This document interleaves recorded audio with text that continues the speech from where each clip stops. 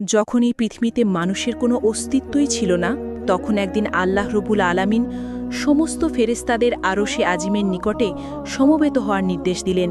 হুকুম পাওয়ামাত্র অসংখ্য ফেরেশতা সেই নির্দিষ্ট স্থানে হাজির হল। তখন আল্লাহ তাআলা তাদের উদ্দেশ্যে বললেন, আমি পৃথিবীতে আমার একজন প্রতিনিধি প্রেরণ করতে চাই। ফেরেশতারা আল্লাহর ইচ্ছার রহস্য বুঝতে না পেরে একযোগে বলল, হে পরওয়ারদিগার, আপনি কি এমন এক সৃষ্টিকে পৃথিবীতে আনতে চান যারা সেখানে অশান্তি সৃষ্টি করবে ও রক্তপাত ঘটাবে? অথচ আমরাই তো সর্বক্ষণ আপনার তসবিহ ও এবাদতে ব্যস্ত রয়েছি। তবে নতুন খলিফা বানানোর প্রয়োজন কি? তাদের কথা শেষ হলে আল্লাহ রব্বুল আলামিন বললেন, হে আমার ফেরেশতাগণ, আমি যা জানি তোমরা তা জানো না। মানুষ কেমন হবে, কে আমার আনুগত্য করবে আর কে অবাধ্য হবে, সে বিষয়ে আমি তোমাদের চেয়ে অধিক অবগত। তবে জেনে রাখো, আমি তোমাদের মতামত চাইনি, শুধু জানিয়ে রাখলাম মাত্র। আল্লাহ রব্বুল আলামিনের বক্তব্য শুনেই ফেরেশতারা নিজেদের ভুল উপলব্ধি করল এবং আল্লাহ রব্বুল আলামিনের দরবারে ক্ষমা প্রার্থনা করল। এরপর আল্লাহ তাআলা তার 4 জন মহান ফেরেশতাকে ডাকলেন, হযরত জিব্রাইল, মিকাইল, ইসরাফিল ও আজরাইল আলাইহিসসালাম। আল্লাহ রব্বুল আলামিনের হুকুম পাওয়ামাত্র তারা নির্দিষ্ট স্থানে এসে উপস্থিত হলেন। আল্লাহ প্রথমে হযরত জিব্রাইল আলাইহিসসালামকে আদেশ দিলেন, হে জিব্রাইল, তুমি পৃথিবীতে যাও এবং সেখান থেকে এক মুঠো মাটি নিয়ে এসো, যে মাটি দিয়ে আমি আমার খলিফাকে সৃষ্টি করব। হযরত জিব্রাইল আলাইহিসসালাম পৃথিবীতে এসে জমিন থেকে মাটি নিতে উদ্যত হলে মাটি আর্তনাদ করে বলল, হে জিব্রাইল, তুমি আমাকে কোথায় নিয়ে যাচ্ছ? তিনি বললেন, আমি তোমাকে আল্লাহর কাছে নিয়ে যাচ্ছি।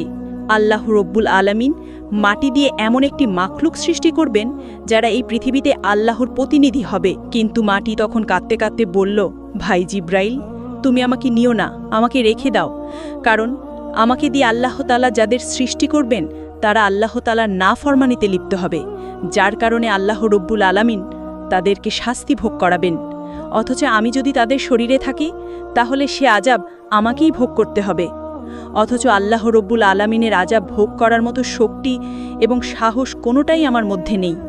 অতএব তুমি এই বিষয়ে আল্লাহ তাআলার নিকট আমার পক্ষ থেকে ক্ষমা প্রার্থনা করবে। মাটির এই আর্তনাদ শুনে জিব্রাইল আলাইহিসসালাম খালি হাতে আল্লাহর দরবারে ফিরে গেলেন এবং আল্লাহ তাআলার নিকট গিয়ে মাটির আর্তনাদ ও তার অক্ষমতা প্রকাশ করলেন। এরপর আল্লাহ তাআলা হযরত মিকাইল আলাইহিসসালামকে পৃথিবীতে প্রেরণ করলেন এবং বললেন, হে মিকাইল, তুমি আমার প্রতিনিধি তৈরি করার জন্য যে মাটির প্রয়োজন, পৃথিবী থেকে সেই মাটি তুলে নিয়ে এসো। হযরত মিকাইল আলাইহিসসালাম পৃথিবীতে আসার পর মাটির আর্তনাদ ও কাকুতি মিনতির কারণে তিনিও খালি হাতে আল্লাহ তাআলার দরবারে ফিরে আসেন। এভাবে হযরত ইসরাফিল আলাইহিসসালামও তিনিও ফেরত গেলেন। এভাবে করে 3 জন ফেরেশতা খালি হাতে ফেরত গেলেন। অবশেষে আল্লাহ রব্বুল আলামিন হযরত আজরাইলকে পৃথিবীতে প্রেরণ করলেন। হযরত আজরাইল আলাইহিসসালাম পৃথিবীতে আসার পর মাটি যখন হযরত আজরাইল আলাইহিসসালামকে কাকুতি মিনতি করে বলা শুরু করল, তার কথার জবাবে হযরত আজরাইল আলাইহিসসালাম বললেন, হে মাটি, আমি তোমার কথায় কখনোই ফেরত যাব না, কেননা আল্লাহ তো আমাকে হুকুম করেছেন আর আমি আল্লাহ তাআলার আদেশ অবশ্যই পালন করব। এই কথা বলে তিনি পৃথিবী থেকে মাটি উত্তোলন করলেন এবং আল্লাহ তাআলার দরবারে ফিরে গেলেন। আল্লাহ তাকে সন্তুষ্ট মনে বললেন, হে আজরাইল, তুমি যেহেতু আমার হুকুম পালন করেছ, তাই আমি তোমাকে একটি বিশেষ দায়িত্ব দিচ্ছি, মানবজাতির রূহ কবজ করার দায়িত্ব। আজরাইল আলাইহিসসালাম বললেন, হে আল্লাহ, আমি যদি মানুষের জান কবজ করি তাহলে তার পরিবারের লোক আমাকে দোষারোপ করবে। আল্লাহ উত্তরে বললেন, তুমি চিন্তা করো না, আমি প্রতিটি মৃত্যুর জন্য আলাদা কারণ সৃষ্টি করব। কেউ অসুস্থতায় মরবে, কেউ দুর্ঘটনায়, কেউ বার্ধক্যের ফলে মারা যাবে, মানুষ তোমাকে দোষ দেবে না। তখন হযরত আজরাইল আলাইহিসসালাম আল্লাহ তাআলার কথায় আশ্বস্ত হলেন। এরপর ফেরেশতারা আল্লাহ তাআলার নির্দেশে মক্কার নিকটবর্তী এক পাহাড়ের উপর সেই মাটি রেখে দিলেন। সেই মাটির অংশ বৃষ্টিতে ভিজল এবং রোদে শুকালো। এভাবে কয়েক বছর অতিবাহিত হওয়ার পর আল্লাহ তাআলার কুদরতি কারিশমায় হযরত আদম আলাইহিসসালামের দেহের আকৃতি গঠিত হল। তখন আল্লাহ তাআলা হযরত আদম আলাইহিসসালামের এই দেহটিকে বেহেশতে নিয়ে যাওয়ার জন্য ফেরেশতাদের আদেশ করলেন। হুকুম পাওয়া মাত্র ফেরেশতারা ওই দেহটিকে বেহেশতের দিকে নিয়ে চললেন। অতঃপর বেহেশতে পৌঁছার পর সেই দেহটিকে দীর্ঘদিন আত্মাবিহীন অবস্থায় বেহেশতে রেখে দিলেন।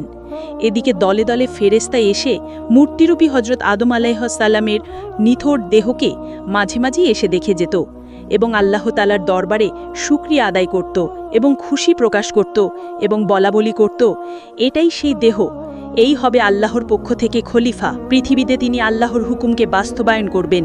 ফেরেশতাদের এই সব কথা শুনে ফেরেশতাদের সর্দার আজাজিল, যিনি তখনও শয়তান হয়নি, সবসময় দ্বিদ্রুপের হাসি হাসত এবং এই মৃত দেহটি নিয়ে সে সবসময় টাট্টা বিদ্রুপ করত। সে যেহেতু ফেরেশতাদের সর্দার ছিলেন, এই জন্য অন্য ফেরেশতারা তাকে কিছু বলার সাহস পেত না। এরপর আল্লাহ রব্বুল আলামিন ফেরেশতাদের মধ্যে থেকে হযরত জিবরাইল, মিকাইল, ইসরাফিল ও আজরাইল আলাইহিসসালামকে আদেশ করলেন, হে আমার ফেরেশতারা, তোমরা আরশে আজিমে যাও এবং সেখান থেকে আদম আলাইহিসসালামের রূহটা এনে তার শরীরের মধ্যে পতিত করে দাও। ফেরেশতাগণ আল্লাহ তাআলার পক্ষ থেকে আদেশ পাওয়া মাত্র হযরত আদম আলাইহিসসালামের রূহ মোবারককে মূল্যবান হীরা জহরতের পাত্রে করে আদম আলাইহিসসালামের দেহের নিকট উপস্থিত হলেন। সেই সময় আসমানের সকল ফেরেশতাগণ আনন্দে মাতোয়ারা হয়ে গেল এবং সেই অনুষ্ঠানে সকল ফেরেশতা অংশগ্রহণ করল। কিন্তু আজাজিল ফেরেশতা ওরফে ইবলিস আল্লাহর এই কাজে সন্তুষ্ট নয়। এরপর আল্লাহ তাআলা হযরত আদম আলাইহিসসালামের রূহকে তার শরীরে প্রবিষ্ট হতে বললেন। এরপর উক্ত রূহকে হযরত আদম আলাইহিসসালামের দেহে পতিত করে দেওয়া হলো। যখন হযরত আদম আলাইহিসসালামের দেহে রূহ পতিত হলো, তখন সাথে সাথে হযরত আদম আলাইহিসসালাম তার দেহের সকল অঙ্গে কার্যকারিতা পরিপূর্ণভাবে লাভ করতে লাগলেন এবং তিনি আস্তে আস্তে উঠে বসলেন। বসার সাথে সাথে হযরত আদম আলাইহিসসালাম একটি হাঁচি দিলেন এবং নিচ থেকে পাঠ করলেন, আলহামদুলিল্লাহ। আল্লাহ রাব্বুল আলামিন অত্যন্ত খুশি হলেন। অতঃপর হযরত আদম আলাইহিসসালাম নিজ অস্তিত্ব লাভের শুকরিয়া হিসেবে 2 রাকাত নামাজ আদায় করলেন। হযরত আদম আলাইহিসসালামের নামাজ শেষ হওয়ার পরে তার জন্য সেখানে মণিমুক্তার স্বর্ণরূপক দ্বারা আবৃত অতি সুন্দর একখানা সিংহাসন আনয়ন করা হলো। আল্লাহ তাআলার আদেশে হযরত আদম আলাইহিসসালাম সেই সিংহাসনে উপবেশন করলেন। এরপর আল্লাহ রাব্বুল আলামিন সকল ফেরেশতাদেরকে লক্ষ্য করে বললেন, হে ফেরেশতারা, তোমরা হযরত আদম আলাইহিসসালামকে সম্মান প্রদর্শনের জন্য সিজদা করো। আল্লাহর হুকুমের সাথে সাথে কোটি কোটি ফেরেশতা হযরত আদমকে সিজদা করলেন। সিজদা থেকে মাথা তুলে সকল ফেরেশতা লক্ষ্য করে দেখল, শুধুমাত্র আজাজিল ব্যতীত সকল ফেরেশতারাই আদমকে সিজদা করেছে, আর আজাজিল উক্ত মজলিসের একপাশে দাঁড়িয়ে রয়েছে। অতঃপর সকল ফেরেশতারা পুনরায় আবার সিজদাতে পতিত হল। তাফসিরের কিতাবের মধ্যে লেখা আছে, তারা দ্বিতীয়বার সিজদা দিয়েছিল আল্লাহ তাআলার শুকরিয়া আদায় করার জন্য, আর প্রথমবার সিজদা দিয়েছিল আল্লাহর হুকুম পালন করার জন্য। অতঃপর আল্লাহ তাআলা আজাজিলকে লক্ষ্য করে বললেন, আজাজিল, তুমি কি করে আমার হুকুমকে অমান্য করলে? তখন আজাজিল বলল, আপনি আদমকে সৃষ্টি করেছেন সাধারণ মাটি দ্বারা, আর আমাকে সৃষ্টি করেছেন আগুন দ্বারা। আগুনের স্বভাব সে সবসময় উপরের দিকে থাকে, আর মাটির স্বভাব সে সবসময় নিচের দিকে থাকে। যদি প্রয়োজন হয় সে আমাকে সিজদা করবে, কারণ আমি আগুনের তৈরি। আমি কেন মাটির তৈরি আদমকে সিজদা করতে যাব? সে যখন এইভাবে আল্লাহ তাআলাকে যুক্তি দেখালো, তখন আল্লাহ তাআলা রাগান্বিত হয়ে তাকে লক্ষ্য করে বললেন, হে নাফরমান, তুই এখান থেকে বের হয়ে যা। তুই আমার আদেশ অমান্য করার কারণে আজ থেকে চির অভিশপ্ত হয়ে গেলি। আল্লাহ তাআলার এই হুকুমের সাথে সাথে আজাজিল ফেরেশতা ইবলিস শয়তানের পরিণত হয়ে গেল। আল্লাহ তাআলা যখন তাকে অভিশপ্ত করলেন এবং জান্নাত থেকে বিতাড়িত করলেন, তখন শয়তান বলে উঠল, হে মেহেরবান খোদা, আমি 6 লক্ষ বছর যাবৎ আপনার ইবাদত বন্দেগী করেছি এবং ফেরেশতাগণকে বিভিন্ন প্রশিক্ষণ দিয়েছি। অতএব আমার সমস্ত ইবাদত এবং সমস্ত খেদমতের ওসিল্লায় আমি আপনার নিকট কয়েকটা জিনিস চাচ্ছি। মেহেরবানি করে আপনি আমাকে তা প্রদান করবেন। আল্লাহ রাব্বুল আলামিন তাকে বললেন, তুমি আমার নিকট কি চাও বলো? তখন শয়তান বলল, হে মেহেরবান খোদা, আপনি অন্তত আমাকে কিয়ামত পর্যন্ত হায়াত প্রদান করুন। আল্লাহ বলেন, আমি তোমাকে কিয়ামত পর্যন্ত হায়াত দিয়ে দিলাম। তখন ইবলিস আবার আল্লাহ তাআলাকে লক্ষ্য করে বলল, হে মালিক, আজ যেই বনি আদমের কারণে আমি জান্নাত থেকে বিতাড়িত হইলাম, সেই বনি আদমের শিরায় শিরায় প্রবেশ করে তাদেরকে ওয়াসওয়াসা দেওয়ার মতো ক্ষমতা আমাকে প্রদান করুন। আল্লাহ তাআলা বললেন, তোমাকে তাও প্রদান করা হলো। তবে তুমি শুনে রাখো, হে শয়তান, তুমি আমার বান্দাদেরকে যতই ধোঁকা দিয়ে গোনার কাজ করাও না কেন, যদি আমার বান্দাগণ অনুতপ্ত হয়ে আমার নিকট তওবা করে, তবে আমি তাদের সকল অপরাধকে ক্ষমা করে দিব। এর পাশাপাশি যারা আমার প্রকৃত বান্দা, সেই সমস্ত বান্দাদের ক্ষতি তুমি কখনোই করতে পারবে না। আল্লাহ রাব্বুল আলামিনের সাথে সকল কথাবার্তা শেষ হওয়ার পর শয়তানকে জান্নাত থেকে বিতাড়িত করে দেওয়া হলো। অতঃপর হজরত আদম আলাইহিসসালামের সিংহাসনখানি আল্লাহ তাআলার আদেশক্রমে জান্নাতুল ফেরদৌসে নিয়ে যাওয়া হলো। সেখানে হজরত আদম আলাইহিসসালামকে পরিপূর্ণ মাত্রায় স্বাধীনভাবে চলাফেরা করা এবং সকল নাজ নিয়ামত উপভোগ করার অধিকার দেওয়া হলো। কিন্তু হজরত আদম আলাইহিসসালামের মন কোনো দিকেই আকৃষ্ট হলো না। শুধুমাত্র ইবাদত বন্দিগি এবং নীরবে বসে বসে তিনি দিন পার করতেন। কিন্তু প্রাণীজগতের চিরাচরিত স্বভাব থেকে তিনি মুক্ত থাকতে পারলেন না। তিনি বেহেশতের অসীম নিয়ামতের মধ্যে থেকেও সঙ্গীর সাথীর অভাব বোধ করতে লাগলেন। তাই তিনি আনন্দহীনভাবে জীবনযাপন করতে লাগলেন। এদিকে আল্লাহ তাআলা এই বিষয়টি অবগত হয়ে হজরত জিব্রাইল আলাইহিসসালামকে হজরত আদম আলাইহিসসালামের নিকট প্রেরণ করলেন। হজরত জিব্রাইল আলাইহিসসালাম হজরত আদম আলাইহিসসালামের নিকট গিয়ে তাকে লক্ষ্য করে বললেন, ভাই আদম, বেহেশতে আপনার কেমন লাগছে? উত্তরে হজরত আদম আলাইহিসসালাম বললেন, ভাই জিব্রাইল, সবাই ভালো লাগে, চতুর্দিকে তৃপ্তিকর পরিবেশ, এই সব কিছুই প্রশংসার যোগ্য। তবু প্রাণে যেন কিসের এক অভাব অনুভব করছি, যা আমি আপনাকে বুঝিয়ে বলতে পারছি না। আপনি আল্লাহর নিকট জেনে নেবেন এমনটা কিসের জন্য আমি অনুভব করছি। হজরত জিব্রাইল আলাইহিসসালাম বললেন, হ্যাঁ, আমি আপনার এই অভাবের খবর জানি। আল্লাহ তাআলা আমাকে আপনার এই অভাব পূরণ করার জন্যই পাঠিয়েছেন। আপনি চিন্তা করবেন না, অতি অল্প সময়ের মধ্যেই আমি আপনার সেই অভাব এবং আপনার মন কিভাবে ভালো হয় তার সমস্ত ব্যবস্থা আল্লাহ তাআলার পক্ষ থেকে করে দেব। এই কথাগুলি বলে জিব্রাইল আমিন সেদিনের মতো তার কাছ থেকে বিদায় নিয়ে চলে গেলেন। অতঃপর পরের দিন ফজরের পূর্বে হজরত জিব্রাইল আলাইহিসসালাম আল্লাহর ইচ্ছাক্রমে আদম আলাইহিসসালামের ঘুমন্ত অবস্থায় তার নিকট আসলেন। এরপর কুদরতি কায়দায় হজরত আদম আলাইহিসসালামের একখানি বাম পাজরের হাড় বের করে নিলেন। অতঃপর উক্ত হাড়ের উপর রক্তমাংস ও চামড়ার আবরণ দিয়ে সজোরে ফুঁক দিলেন। হজরত জিব্রাইল আলাইহিসসালামের ফুঁকের সাথে সাথে উক্ত হাড়টি একজন নারীর আকৃতি ধারণ করল। এরপর হজরত জিব্রাইল আলাইহিসসালাম হজরত আদম আলাইহিসসালামকে ঘুম থেকে জাগ্রত করলেন। হজরত আদম আলাইহিসসালাম জাগ্রত হয়ে তার সম্মুখে অপরূপ সুন্দরী চাঁদের ন্যায় উজ্জ্বল এক যুবতীকে দেখে তন্ময় হয়ে তার দিকে তাকিয়ে রইলেন। এরপর হজরত জিব্রাইল আলাইহিসসালাম তাদের লক্ষ্য করে বললেন, হে আদম, ইনি আপনার জীবনসঙ্গী বিবি হাওয়া আলাইহিসসালাম। হজরত আদম আলাইহিসসালাম এমন কথা শুনে অত্যন্ত আনন্দিত হলেন। তার প্রাণের মধ্যে যে অতৃপ্তি ছিল নিমিষের মধ্যেই তা দ্রবীভূত হয়ে গেল। হৃদয়ের মাঝে তার আনন্দ ছড়িয়ে পড়তে লাগল। তিনি এত আনন্দিত হয়েছিলেন যা বর্ণনা করে কোনোদিন বোঝানো সম্ভব নয়। তাফসিরের কিতাবের মধ্যে এসেছে, পৃথিবীতে আল্লাহ তাআলা যে কয়েকজন নারীকে সবচাইতে বেশি সৌন্দর্য দান করেছেন, এদের মধ্যে হজরত হাওয়া আলাইহিসসালাম ছিলেন অন্যতম। হজরত আদম আলাইহিসসালাম দীর্ঘ সময় বিবি হাওয়ার দিকে তাকিয়ে থেকে তার নিকটবর্তী হওয়ার উদ্দেশ্যে সম্মুখে অগ্রসর হলেন। তখন হজরত জিব্রাইল আলাইহিসসালাম বাধা দিয়ে বললেন, তাকে বিবাহ বন্ধনে আবদ্ধ করার পূর্বে তার নিকটবর্তী হওয়া আপনার জন্য জায়েজ নয়। অতএব সর্বপ্রথম আল্লাহ তাআলার দরবারে বিবাহের জন্য আবেদন করুন। হজরত আদম আলাইহিসসালাম জিব্রাইল আলাইহিসসালাম দেখানো পদ্ধতিতে হজরত হাওয়া আলাইহিসসালামকে বিয়ে করার জন্য আল্লাহ তাআলার দরবারে ফরিয়াদ করলেন। আল্লাহ তাআলা হজরত আদম আলাইহিসসালামের আবেদনের প্রেক্ষিতে তাদের বিবাহের পরিপূর্ণ সিদ্ধান্ত নিলেন। আল্লাহ তাআলা আদমকে লক্ষ্য করে বললেন, হে আদম, আমি আপনাকে হাওয়া আলাইহিসসালামের সাথে বিবাহ বন্ধনে আবদ্ধ করে দিলাম, কিন্তু এখন আপনি আপনার বিবাহের মোহরা আদায় করুন। হজরত আদম আলাইহিসসালাম আল্লাহ তাআলাকে বললেন, হে আল্লাহ, এই বিবাহের মোহরা এইটা আবার কি জিনিস? তখন আল্লাহ তাআলা বললেন, হে আদম, আপনার বিবাহের মোহর হচ্ছে আমার প্রিয় হাবিব হজরত মোহাম্মদ সাল্লাল্লাহু আলাইহি ওয়াসাল্লামের উপর আপনি কয়েকবার দুরূদ পাঠ করুন। অতঃপর হজরত আদম আলাইহি ওয়াসাল্লাম রাসূলে পাক সাল্লাল্লাহু আলাইহি ওয়াসাল্লামের উপর কয়েকবার দুরূদ শরীফ পাঠ করলেন। আর এর মাধ্যমে আদম ও হাওয়া আলাইহিসসালামের বিবাহের কাজ সম্পূর্ণ হয়ে গেল। বিবাহের কাজ সম্পূর্ণ হওয়ার পর আল্লাহ তাআলা হজরত আদম ও হাওয়া আলাইহিসসালামকে পরম আনন্দের সাথে বেহেশতে বসবাসের সুযোগ করে দিলেন।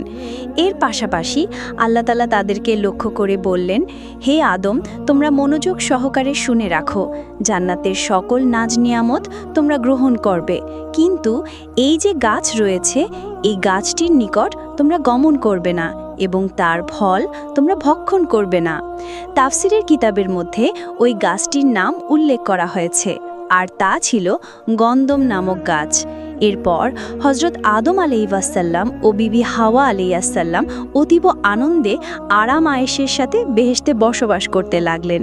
এদিকে শয়তানকে আল্লাহ তাআলা বেহেশতের বাইরে বসবাসের নির্দেশ দেন। সেখানে বসে হযরত আদম ও হাওয়া আলাইহিওয়াসাল্লামের সর্বনাশের চিন্তায় দিনরাত ফিকির করতে থাকে। বেহেশতে থাকাকালীন সময় সে যে সকল দোয়া ও দুরুদ পাঠ করে কঠিন কঠিন কাজ আয়ত্ত করত, সেই সমস্ত দোয়া সে পাঠ করল। এক সময় সে ইসমে আজম পড়া শুরু করল। ইসমে আজমের উসিলায় সে জান্নাতের গেটের নিকটবর্তী স্থানে পৌঁছে গেল। অতঃপর সে আস্তে আস্তে জান্নাতের গেটের দিকে অগ্রসর হল। এরপর সে লক্ষ্য করে দেখল যে জান্নাতের প্রাচীরের উপর একটি ময়ূরের বসা রয়েছে। ময়ূর শয়তানকে দেখে চিনতে পারল না। সে জিজ্ঞাসা করল, তুমি কে? তখন ইবলিস উত্তর দিল, আমি একজন ফেরেশতা। ময়ূর আবার জিজ্ঞাসা করল, তুমি এখানে কি চাও? শয়তান বলল, আমি বেহেশতের মধ্যে প্রবেশ করতে চাই।